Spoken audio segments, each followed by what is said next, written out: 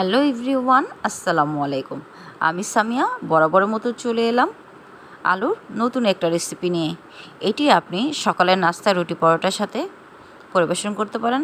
এছাড়া আপনি ভাতের সাথেও এটা খুব ইজিভাবে পরিবেশন করতে পারেন। এটার নাম হচ্ছে আলুর কাটলি। আলু কাটলে খুব অল্প সময় ঘরে থাকা উপকরণ দিয়ে তৈরি করা যায়। চলুন তাহলে শুরু করি। একটা প্যান নিয়ে নিলাম, দিয়ে দিচ্ছি পরিমাণ মতো সরিষার তেল। তেলটা কিন্তু একটু বেশিই নিতে হবে। তারপরে আমি 4টা আলু এভাবে কেটে নিয়েছি, একটু মোটা করে কিন্তু নিয়েছি। দেখতেই পাচ্ছেন পরিষ্কার করে নিয়েছি এগুলো। এখন তেলের মধ্যে দিয়ে দিলাম। তেলটা কিন্তু বেশিই লাগবে, কারণ আপনার সবগুলো আলু খুব ভালোভাবে ভেজে নিতে হবে। আমি হাই হিটে রেখে 5 মিনিটের মতো আলুগুলো ভেজে নেব।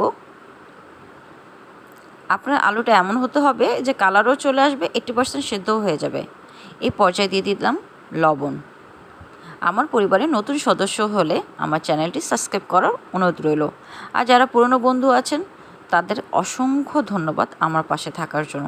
দেখুন আমার আলুটা কিন্তু প্রায় সিদ্ধ হয়ে গিয়েছে এবং একটু উপরে কালারও চলে আসছে। এই পর্যায়ে আমি বেশি নাড়াচাড়া করব না। কিছু আলু কিন্তু আমাদের ভেঙে যেতেই পারে, এতে টেনশন নেওয়ার কিছু নাই। আমি হালকা হাতে কিন্তু একটু উল্টে দিলাম। আমার আলু হয়ে গিয়েছে, এখন আমি এগুলো নামিয়ে নিব। এই পর্যায়ে আমি একটি প্যানে 4-5টা শুকনো মরিচ ভেজে নেব। 1 মিনিটের মতো ভাজবো, জাস্ট একটু কালার হলে উঠিয়ে নিয়ে নিচ্ছি। হয়ে গেল।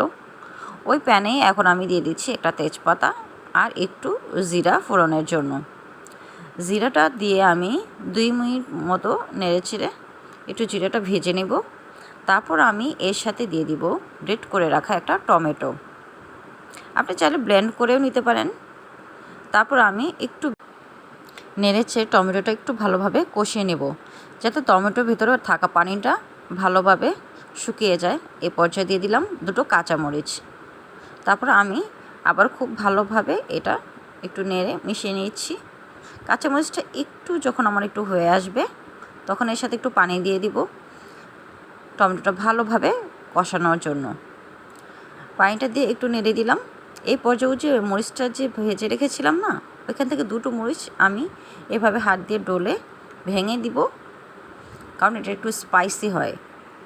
আমি বেশি মরিচ নিলাম না, 2টাই নিলাম, ভেঙে নিয়েছি।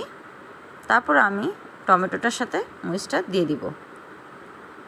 এটা যে কি মজা হয়, আপনার একটু অন্যরকমও লাগবে। একদম কিন্তু কম সময় লাগে, 10 মিনিটের মধ্যে আপনি কিন্তু সকালে নাস্তার জন্য এই আলু কাটলিটা সহজে তৈরি করে ফেলতে পারবেন।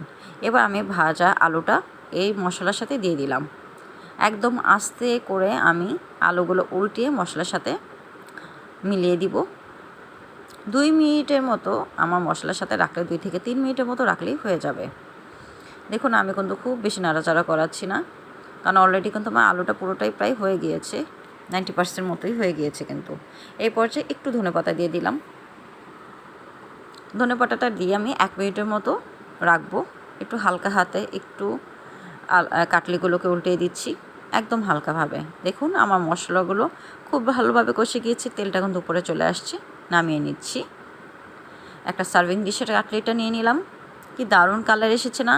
খেতেও কিন্তু খুব ভালো লাগবে আশা করছি আপনাদের রেসিপিটা বুঝতে একটুও কষ্ট হয়নি। এরকম আরও সহজ সহজ রেসিপি পেতে হলে সামিয়া মিরা চ্যানেলের সাথে থাকতে হবে। আর অবশ্যই বেল বাটনটা অন করে দিবেন, যাতে নোটিফিকেশনটা সবার আগে আপনার কাছে চলে যায়। আজ এ পর্যন্তই।